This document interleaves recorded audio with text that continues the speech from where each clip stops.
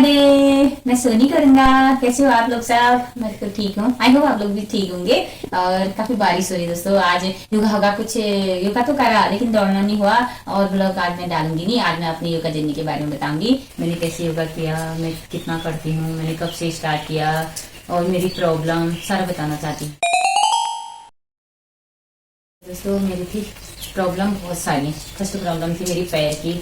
पैर में हो जाती है ना, वेरिकोज हो जाता है। नसें, वेरिकोज मतलब नसें हमारी जो होती है बाहर आ जाती है। ओवर वेट या ज्यादा एक जगह बैठना, किसी का ऑफिस का काम वो दिन भर होता है 8 घंटे 10 घंटे, उनकी ये प्रॉब्लम होती है। और वेट, ओवर वेट से होता है। ये डिलीवरी के टाइम होता है, मेरा हुआ था डिलीवरी के टाइम हुआ था। दूसरी डिलीवरी में जब मेरी रोजी होने वाली थी तो 4-5 महीने से ये स्टार्ट हो गया था। मेरा नस इतनी बड़ी हो गई थी, मोटी, पैर में बहुत प्रॉब्लम होती थी, उठना बैठना बहुत दिक्कत होती थी। डॉक्टर को दिखाया, डॉक्टर ने कहा डिलीवरी के बाद इसका ऑपरेशन होगा। इसका एक ही तरीका है, इसकी ना कोई दवा है ना कुछ, इसका एक ही है, वही बता दिया था। दोस्तों मैं करना नहीं चाहती थी ऑपरेशन, मुझे डर लगता था। और उनने ये भी बोला था, प्राइवेट में भी दिखाया मैंने, उन्होंने कहा ऑपरेशन होगा तो ऑपरेशन नहीं होगा, लेकिन सबसे भी कम होता है इसका, नसों का ऑपरेशन होता है, आपको पता ही है, नसें हुई।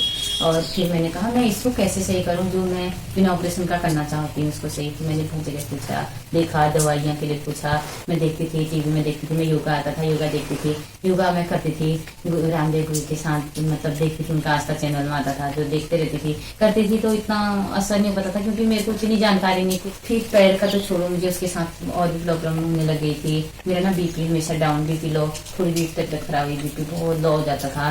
और मेरा होता था पेट में दर्द, लेडीज प्रॉब्लम आपको पता ही हुआ, पेट में बहुत। डेट में मैं तो 2-3 दिन तक मैं बहुत प्रॉब्लम में रहती थी, बहुत रोती थी, खाना भी नहीं खाया जाता था। आधी गोली, एक गोली, कभी इमरजेंसी में मुझे गोली भी खाना पड़ती थी, जो कि मैं गोली बिल्कुल नहीं खाना चाहती हूँ दर्द की। गोली खा के मैं बच्चों को टिफिन भेज के बच्चों को भेजती थी। उसके साथ साथ मेरे को मेन प्रॉब्लम थी लिकोरिया। लिकोरिया इतना प्रॉब्लम, इतना परेशान किया उसने, मेरे बहुत प्रॉब्लम थी। बुखार आ जाता था, रात रात बुखार आता था। और बहुत बहुत सारी चीजें करी मैंने लिकोरिया के लिए भी। मैंने हिमपुष्पा भी दिया, और मैंने ऐसी आयुर्वेदिक जो भी टॉनिक देते रहते हैं मेडिकल से, वो सारी खाई। उस प्रेज भी किया उसके साथ, मुझे कुछ फर्क नहीं पड़ा। थोड़ा दिन होगा फिर प्रेज छूट जाता। मेरी गलती है, दवाई की टाइम से नहीं खाना, ये हो ही जाता है इतना, फिर नहीं कर पाती थी तो नहीं होता था। फिर मैंने कहा मैं इतनी प्रॉब्लम है लेके, आपको पता है कि गैस भी बनने लगी थी साथ साथ में, इतनी चीजें होती थी। फिर मैं एक दिन कहाँ गई, मैं उधर गई, मैं पतंजलि, क्योंकि उसमें देखती थी टीवी में। मैं एक दिन पतंजलि स्टोर गई खाली, वहाँ पे वही दवा हवा बेचने वाले मेडिकल स्टोर था, उसमें गई। मैंने कहा सर मेरे को, मैंने उनको लिकोरिया के बारे में बताया और अपने नस के बारे में बताया। तो उन्होंने कहा, लिकोरिया के लिए तो उन्होंने बोतल दी, 2-4 बोतल दी। और नसों के लिए उन्होंने कहा नसों का तुम पैरों के नीचे तकिया लगाना, गर्म पट्टी लगाना, ऐसा कहा। मैंने कहा सर कोई एक्सरसाइज इसके लिए? उन्होंने कहा फिर एक्सरसाइज तुम कर सकते हो, हल्की हल्की साइकिलिंग कर सकते हो पैरों का, लेकिन जो भी करोगे आप पैर खड़े वाला करना, इसमें ज्यादातर खड़े मत रहना ज्यादा। फिर मैं आई, मैंने कहा योगा कैसे करूँ, टीवी में देखती थी, मुझसे योगा ज्यादा होता नहीं था, तब भी मैं बहुत कोशिश करती थी, मतलब आसनों के बारे में कुछ नहीं जानती थी। और जब भी बोलते थे कहते, आजकल तो इंडिया टीवी में भी आने लग गया, हर बीमारी के बारे में बताने लगे। उन दिनों ये सब नहीं था, उन दिनों बस आता था वैसे ही आते रहता था। तो मैं वेट करती थी कब नसों के बारे में आएगा, इतना टाइम होता नहीं था बच्चों के साथ, अब जो थोड़ा टाइम मिल रहा है। फिर मैंने कहा योगा क्लास भी ज्वाइन करूँ, मैं चाहती थी मैं सामने योगा करूँ, किसी के साथ में बैठ के करूँ या कहीं योगा क्लास ज्वाइन करूँ। तो वहाँ मैं रहती थी गदरपुर में, गदरपुर में मेरे दोस्त भी थे, सबसे मैंने कहा यार चलो योगा क्लास ज्वाइन करें। फिर हमने देखा गली में योगा कराते थे आंटियां लोग, बहुत सारे आंटियां लोग जाते थे। फिर सबने प्लान तो बनाया था सबने कि चलो योगा करते हैं, जाते हैं करके। फिर मैंने योगा क्लास वहाँ बात हाथ करी, उन्होंने कहा ठीक है ज्वाइन कर लेना। फिर हम गए, मैं 1-2 दिन आए, दोस्त लोग भी आए, उनका भी और भी काम था, उनके पास टाइम नहीं था, हो सकता है उनको इतनी जरूरत नहीं थी, क्योंकि मेरे पास बहुत सारी बीमारियां थी, मुझे बहुत जरूरत थी। तो मैंने अपनी जरूरत समझ के मैंने छोड़ा नहीं क्लास। मेरा पहला योगा क्लास, पहला दिन का बताती हूँ आपको। मैं पहले देखा था, हमने 1 हफ्ते पहले से देखा था, हिम्मत करती थी मैं, रोज 2-4 लोगों को भी बताया, मैंने कहा चलें चलें। तो फिर मैंने गई, फर्स्ट दिन गई मैं, तो गई तो देखा अपने सब लोग चटाई टाई लेके अपनी दरी लेके आए थे, मैं भी गई जाके पीछे बैठ गई, बिल्कुल भरा रहता था, यहाँ से वहाँ तक पीछे जाके बैठ गई। मैंने देखा कराते थे, बहुत अच्छे से कराते थे आगे। फिर मैं उनको देखे करते रहते थे, 2-4 दिन हो गए मैं करते रही कपालभाति, थोड़ा थोड़ा टीवी में से सीखा था तो थोड़ा वहाँ रियल में सीख के मैं अच्छा ठीक ठाक करने लग गई थी। तो फिर मैं देखती थी आसपास आंटी लोग होते कितने मोटे, उनको बहुत प्रॉब्लम होती थी, मैं देखती थी तो वो आगे वाले भी देखते थे तो इतने लंबे वो पहुंच नहीं पाते थे कि कहाँ तक थी। मैं उनको देखती थी तो मेरे आसपास कोई गलत कर रहा होता था, मैं उनको ना बताती थी आप ना कपालभाति ऐसा करो, अनुलोम विलोम ऐसा करो। फिर ना आगे से देखते थे कि जो कराते थे सर वो देखते थे कि ये और उनकी भी मदद कर रही है। फिर वो कहते थे पुरंगा जी आप ना आगे आके यहाँ पे बैठ जाओ, सब लोग देखेंगे आपको देख के और लोग करेंगे। फिर मैं आगे साइड में बैठ के करने लग गई थी। 3-4 दिन में से मैं थोड़ा सा आगे आ गई, मैं जाके करती थी तो उन्होंने देखा कि ये दूसरों की भी मदद करना चाह रही है। फिर उन्होंने कहा जैसे मैं पुरंगा जी कल मैं लेट आऊंगा, आप ना थोड़ा इनको तब तक देख लेना, आगे आके आप कराना। फर्स्ट दिन तो मेरी हिम्मत नहीं आई स्टेज में जाने की, फिर मैंने जैसे कैसे करा लिया था, कराती थी। जब भी वो नहीं आते थे तो मैं कराती थी, कभी कभी तो वो आते ही नहीं थे, मेरे को बता देते थे कल आप ही कराना, फिर मैं योगा कराती थी। फिर 8-10 दिन हुए तो मेरे को ना थोड़ा सा हल्का मतलब आराम लगने लगा या अच्छा लगने लगा, सुबह उठ के काम करने का मतलब एनर्जी तो अंतर तो हो ही जाता है 10-12 दिन में। हल्का सा मैंने कहा तो छोड़ना नहीं चाहिए। जैसे 1 महीना हुआ ना मेरा तो पैर में बहुत अंतर होने लगा, मैं ज्यादा देर खड़ी भी रहूँ तो दर्द कम होने लगी। जैसे मैं डेट हुई तो मेरी दर्द कम होने लगी, मैं बिना दवाई का काम करने लग गई।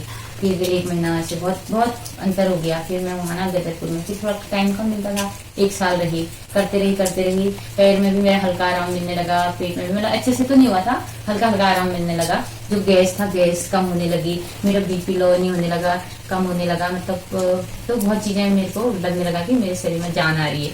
फिर मैंने शुरू करते रही हल्का हल्का, जब मेरे को टाइम मिला तब करती थी। और फिर मुझे वहाँ ये पता चला कि कितना टाइम करना चाहिए, खाने का कितना टाइम बाद योगा करना चाहिए, इसके बाद पानी पीने के बाद कितना टाइम हमारा खाली पेट होना चाहिए, इसके बारे में बहुत कुछ आज जाके जानकारी मिली। फिर वहां से ना हम चले गए, हल्द्वानी चली गई। हाँ वहाँ मेरी छूट गई थी क्लास, क्योंकि वहाँ योगा सेंटर दूर भी था, टाइम भी कम मिलता था। स्कूल था, दोनों का स्कूल था। फिर वहाँ क्या था, मेन था हल्द्वानी था, रिश्तेदारी और हॉस्पिटल कम, मैं अपने आप को ना बहुत कम टाइम दे पाती थी। तो मेरा ना बीमारियाँ थोड़ा सा होने लग गया, मेरे तो मेरे को अंतर आने लग गया। तो मैं तब भी टाइम सुबह निकाल के करती थी, लेकिन बहुत कम टाइम मिला मेरे को। फिर मैंने छोड़ा नहीं, लेकिन पहले मैं 5 मिनट दूँ, 10 मिनट दूँ, आधा घंटा दूँ, मैं योगा करते रही। फिर वहाँ मैं तो हल्का हल्का करती थी, टीवी में देख के करती थी, जितना मेरे को टाइम लगता था उतना करती थी। और फिर लेकिन दर्द मतलब ज्यादा इम्प्रूव नहीं हुआ था, कम होता था। जो मेरे और बीमारियां भी, मेरे को गैस ये बीपी का तो बिल्कुल क्लियर ही वही हो गया था मेरा, गैस और बीपी का। और पेट में दर्द थोड़ा होती थी, और वो भी थोड़ा पैर में भी होती थी दर्द, जैसे ज्यादा देर खड़े रहने से। फिर आने का प्लान बन गया, देहरादून आए। देखो लॉकडाउन हुआ, किसी के लिए अच्छा नहीं हुआ, लेकिन हम लोगों ने फिर अंदर भी रह गए टाइम, और उसमें थोड़ा सा टाइम मिला मेरे को अपने लिए योगा करने का, कहीं जाना आना होता नहीं था। फिर मैंने बढ़ाया खूब, कपालभाति मेरी हो गई आधा घंटा 1 घंटा सुबह, क्योंकि बहुत टाइम मिलता था, कहीं जाना आना होता नहीं था। और सुबह में कपालभाति अनुलोम विलोम मैंने 1-1 घंटा आधा घंटा करते रही, सुबह शाम करती थी। और एक्सरसाइज जो मेरे को मिले, जो योगा मैं करूँ, जो टीवी में आई वही करती थी। फिर आने लगे था इंडिया टीवी में, हमारा टाइम था सबका, बच्चे और मिस्टर जी सारे लोग हम इंडिया टीवी में उसके साथ उनके साथ करते थे। और रामदेव गुरु के साथ और मीनाक्षी जी के साथ हम फिर रोज योगा करते थे। हमारी मतलब ये होता था कि उस वेट करते थे हम कि योगा आएगा, सब अपना काम करके सब लोग करने लग जाते थे।